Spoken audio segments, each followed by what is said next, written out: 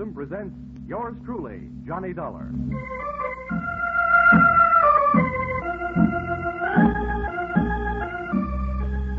The next half hour has its baggage packed to take a half-hour trip with America's fabulous freelance insurance investigator, Johnny Dollar. At insurance investigation, he is just an expert. At making out his expense account, he is an absolute genius.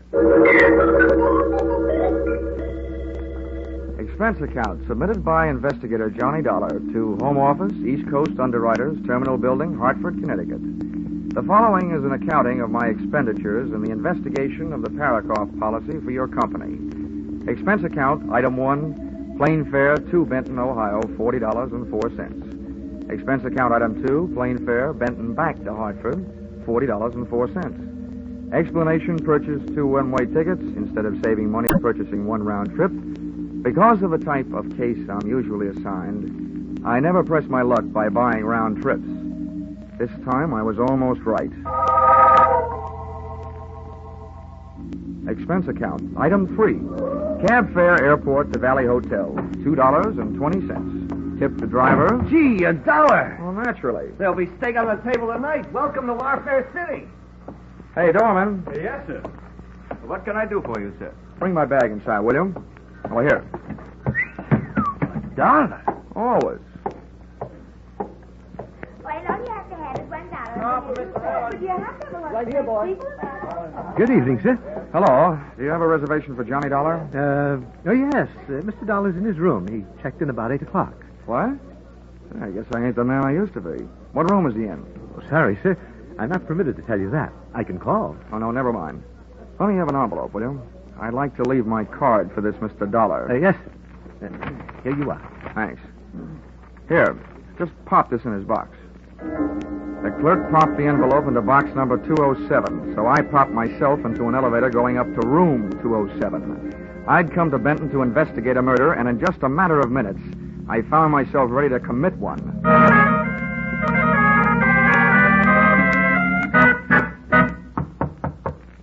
Yes?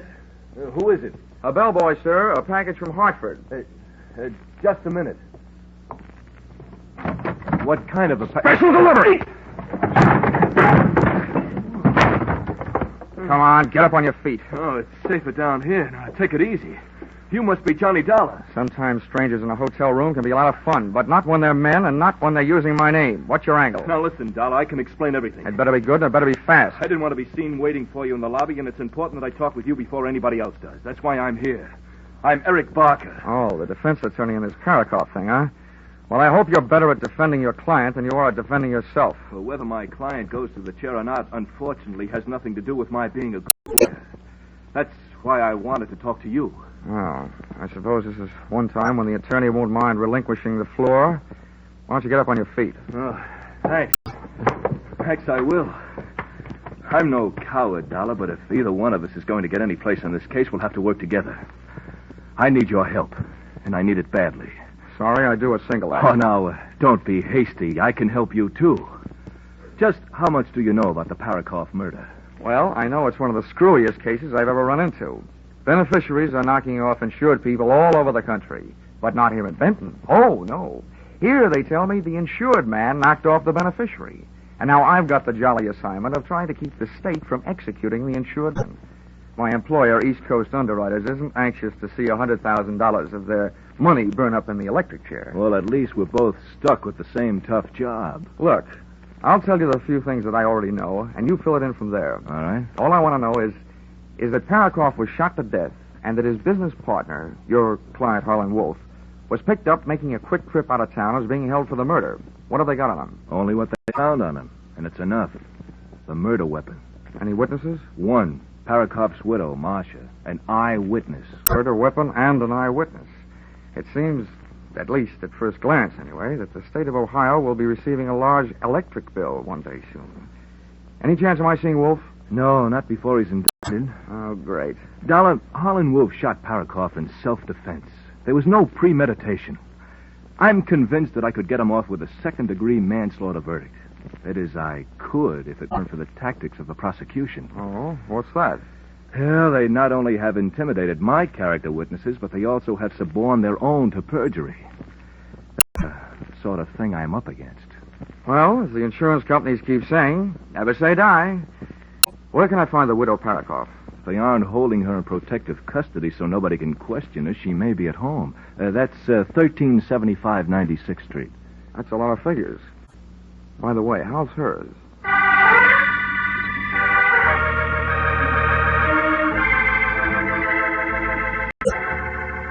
Expense account, item 4. Cab fare to home of murdered man and the girl he left behind him, $2.40. I shivered all the way out to the suburbs, but not from fear or anticipation. Just a simple case of summer shorts in red flannel weather. The Parakoff place was obviously the product of a good income and a bad architect. It looked like a great big wedding cake, and Mother Nature had mercifully iced the confection. The front walk was white and untrammeled as the driven snow. As a matter of fact, that's what it was. 3 inches of it, which meant that Marcia hadn't had a visitor in the past couple of hours. I was playing detective, and somebody inside was playing the radio. So I played Peeping Tom, and loved every second of it. I couldn't see her face, but she had a lovely profile. I hastened to the door.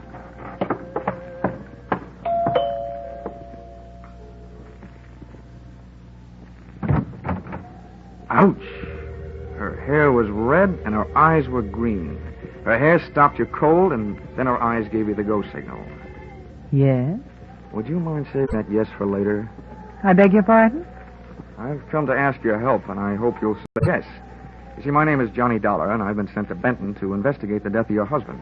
Say, what is this? Has it turned into a federal case?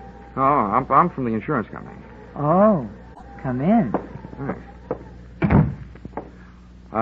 Where can I put my coat? This snow is melting all over your carpet.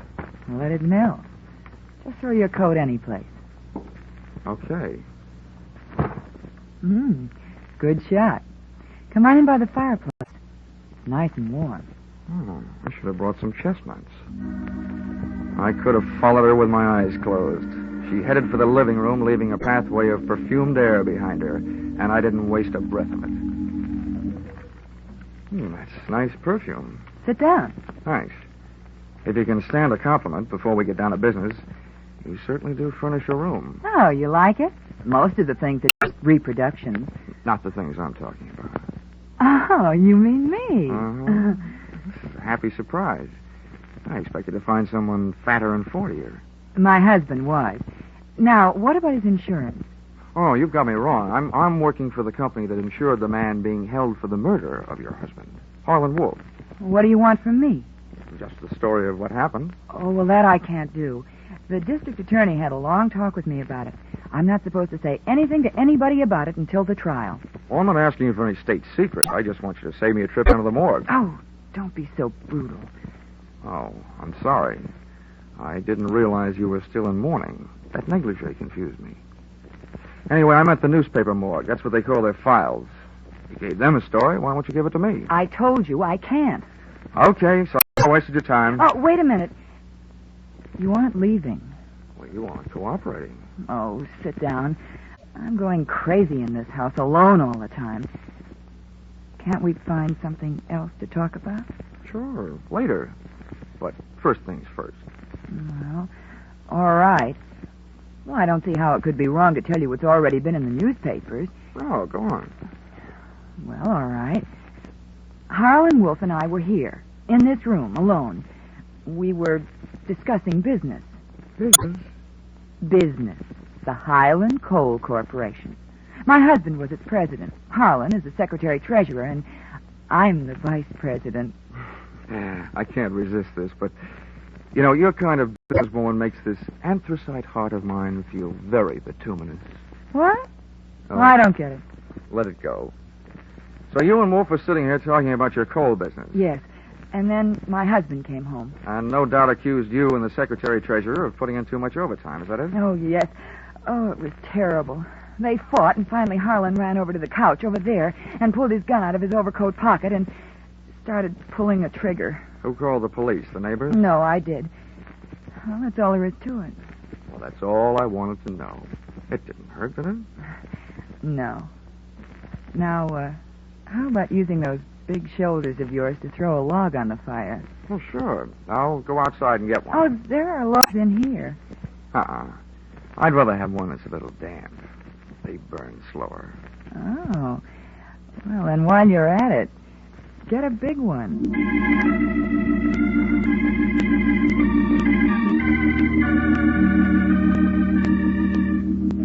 I left Marcia gazing into the fire, called a cab, and stepped out into the cold night air to wait for it. I went down the front walk with my mind on what lay behind me instead of what was ahead. Hey, Dollar. Out of the white snow loomed two very large blue police uniforms, completely filled.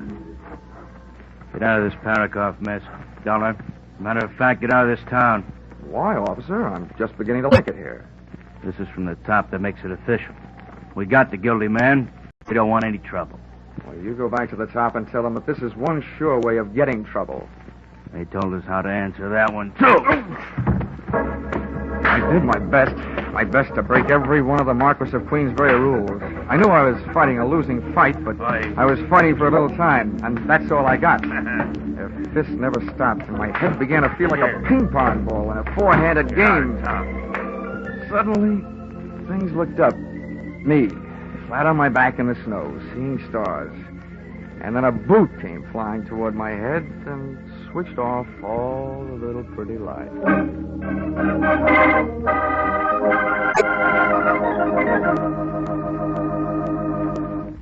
All America is taken to Sing It Again, CBS Saturday night show of fun, frolic, and the fabulous Phantom Fortune. By telephone, listeners all over the nation are asked for their answers to the rhythmic riddle songs. Popular songs with new lyrics hiding the name of a movie star, radio star, or man about town. A right answer to a riddle, and the listener gets a crack at Sing It Again's Phantom Voice Fortune of $24,500 in prizes. It's a sensational session of music, suspense, and prizes. Don't miss Sing It Again tonight over most of these same CBS network stations. Maybe you'll sing to the tune of 24-5. And now back to yours truly, Johnny Dollar.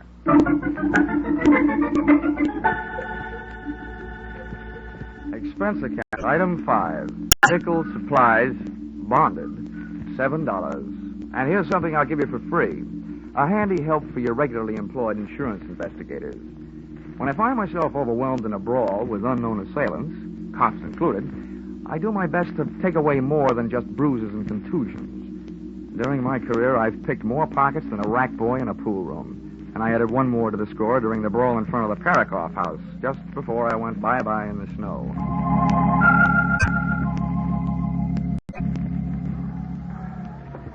Hey, mister, wake up. Come on, wake up. You'll catch your death of cold. Oh. You call a cab?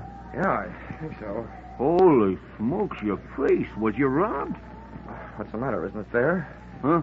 Oh, here, come on. I'll give you a hand. Thanks. Holy smokes, when I first seen you laying there, I thought you was a snowman tipped over. How do you feel, cold? Forevermore, I shall look kindly upon the haddock in the deep freeze. Huh? Hey, what are you looking for? I'm looking for a wallet. You lose it? First I found it, and then I lost it. Oh, here it is. Come on, let's get out of here. Where to, Mr. Police Headquarters? Oh, no. Over my dead body.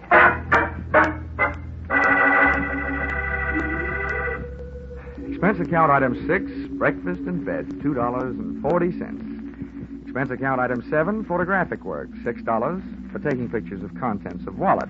I lifted from the police uniform the night before, which I sent to you, dear East Coast underwriters, for safekeeping. Expense account item 8, 70 cents cab fare to office of Ed Byron, District Attorney. Item 9, tip to driver, $1. Sorry to have kept you waiting, Dollar. Good heavens, man. What happened to your face? Illness assault? Yeah, but I got a flash for you. Not by person or persons unknown. Splendid.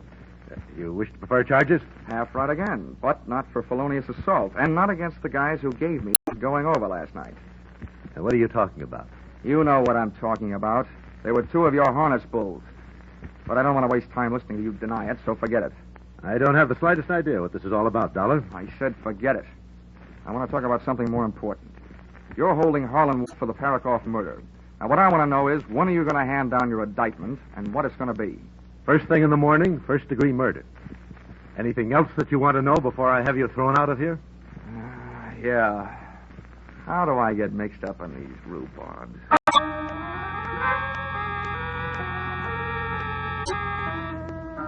Expense account, item 10, 5 cents. Phone call to my partner in despair, attorney for the defense, Eric Barker, who agreed to lend me a set of police photographs of the scene of the crime. They arrived at my hotel room just as I was leaving it to eat. And when I looked at them, I lost my appetite. According to the X's marking the various spots, Parakoff and Wolf had been standing face to face in the middle of the room when Wolf decided to punch Parakoff's ticket with a few .38 caliber perforations. According to the photographs of the corpus delicti, all of the steel-jacketed forget-me-nots had gone banging straight into the right side of Parakoff's body. I set up an appointment to meet Barker at 3 that afternoon and decided to make the most of the time in between by seeing what kind of a trade I could make on that wallet I picked up during the winter sports of the night before. The name in it was Ben Arnold, and the address was disreputable.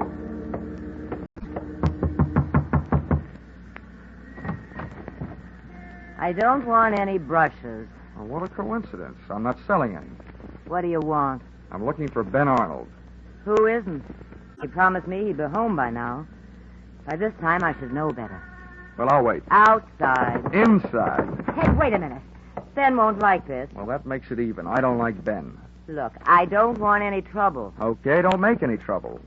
What do you want here anyway? Well, let's just say I dropped in for an unfriendly visit. If Ben finds you here, it'll get real unfriendly. Ain't that face of yours marked up enough? Well, that mouse hanging under your eye isn't exactly a beauty mark. Ben really spreads his blessings, doesn't he? Ben had really spread one blessing right there close in front of me.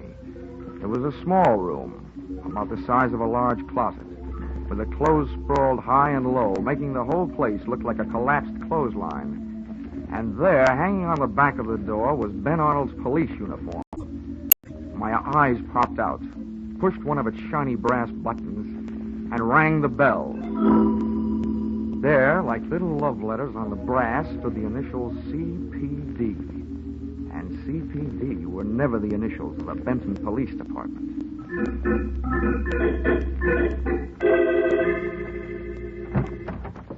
Thanks for seeing me so quickly, Barker. Oh, Dollar, you're up.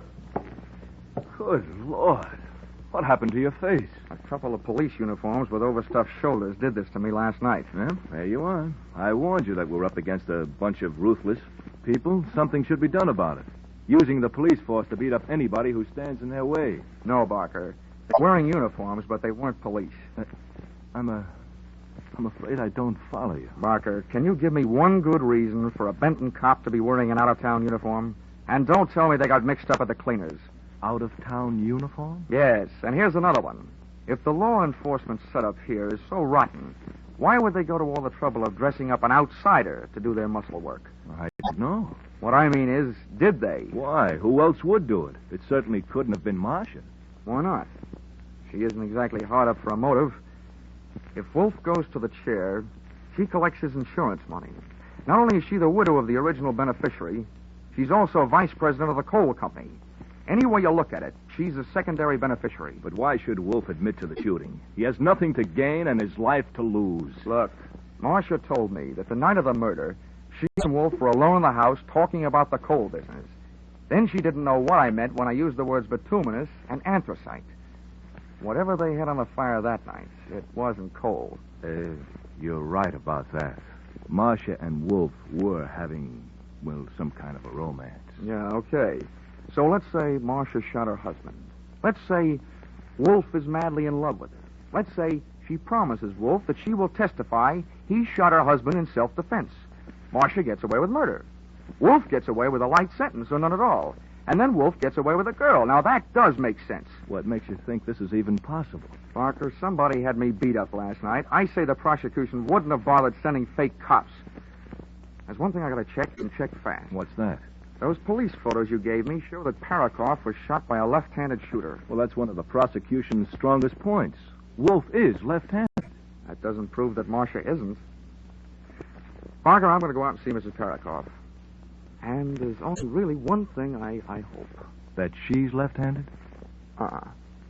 that she's wearing that same negligee that she had on last night.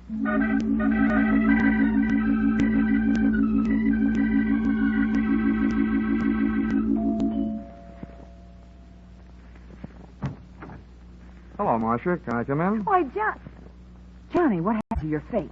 I didn't get down to the beauty parlor today. Oh, you look like you've been fighting. Mm-hmm. Not too well, but wisely. Well, come on in the other room. And, how about throwing another log on the fire? You're a real little firebug, aren't you? You should have lived back in old Nero's time. Whose time?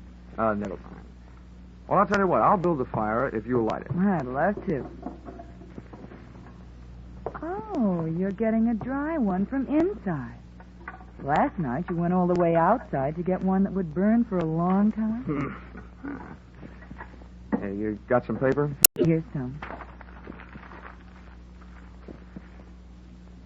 There we are. Okay, hot point. Here's my lighter. Touch it off. Okay. Here, that'll do it. Come on, sit down. There's one more thing I'd like you to do for me. What is it? It's very simple. Pick up your phone and call the district attorney. Tell him you want to change your story on the murder of your husband. What are you talking about? If you don't, I will. Well, what have I done? Okay, if you want to play games, I'll read you the rules. You know, there's a big advantage to being on my side of investigation. See, fellows in my racket have the benefit of a lot of experience. But murderers, well, almost everyone is inexperienced at that business. One moment they aren't murderers, the next moment they are. Oh, Johnny, please. But now let's take a look at what's on my side. For instance, for one thing, from the empty shells thrown off by an automatic pistol, the experts can get a better picture of a murder scene than they can from the witnesses. Your husband was killed by a gun that was held approximately 18 inches away and directly in front of him, and the bullets entered the right half of his body. That means he was killed by a left-handed shooter. Harlan Wolf is left-handed. You can ask him. He'll tell you. I know that. And I'm right-handed. I just found that out, too. And what more do you need? Not much. Now, Marcia, let's see what you've got going for you. You've got a face and a body, and not too much of a brain.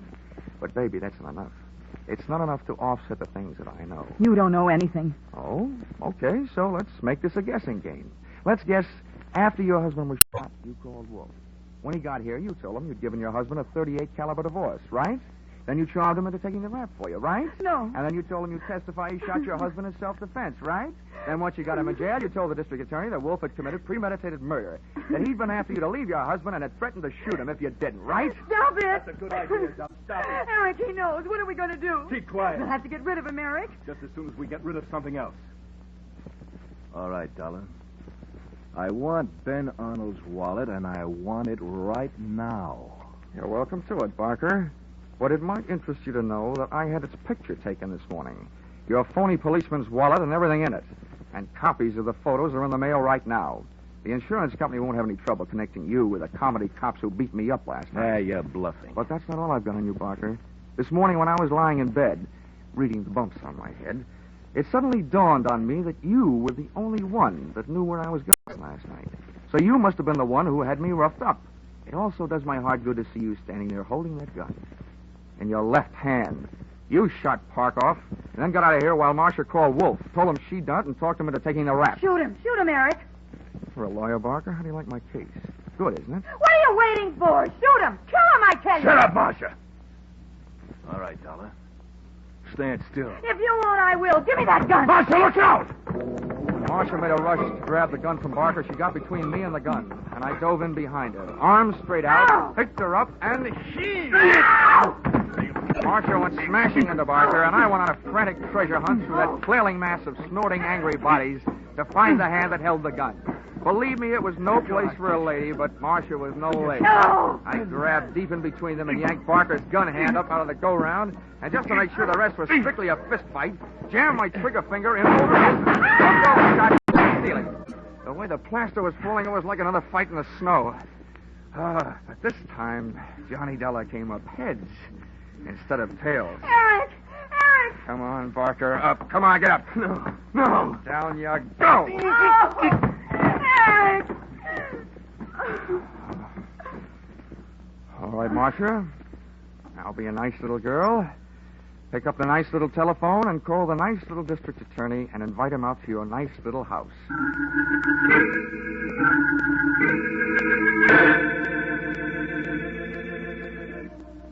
Expense account, item 11. $12.40. That was lunch for district attorney. During which we agreed that it was the first case we'd ever worked on where the defense was working harder for a conviction than the prosecution. Also, that it was the first case where everybody turned out to be guilty. Defense attorney Eric Barker of murder, his girlfriend Martha Parakoff of being an accessory before and after the fact, and Harlan Wolf of conspiracy to defraud. Oh, no wonder the nation's jails are getting overcrowded. Expense account, item 12. Hotel bill, $28. Expense account, item 13. Flowers for the cell of unlucky Marcia Parakoff, $5. Expense account, item 14. $700. Side trip to Miami, Florida. Purpose? To recover from catching 40 winks and miserable cold in Benton, Ohio snowbank. Expense account total, $1,230.20. Signed, yours truly, Johnny Dollar.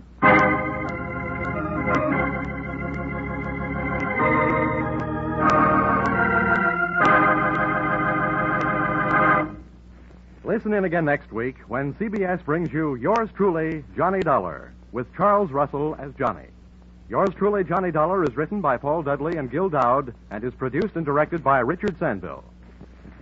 Live life with Luigi, and you live a wonderful life of seeing yourself as others see you. Luigi Basco is the little Italian immigrant who loves America, even though he's highly puzzled by American ways, American language, Americans themselves. His friends try to explain, his neighbors try to help, but it's usually Luigi who has the last word, who knows what America really is. Luigi's life is paved with laughter, and yours will be too, for the half hour that Life with Luigi fills every Sunday night over most of these CBS stations. This is CBS, the Columbia Broadcasting System.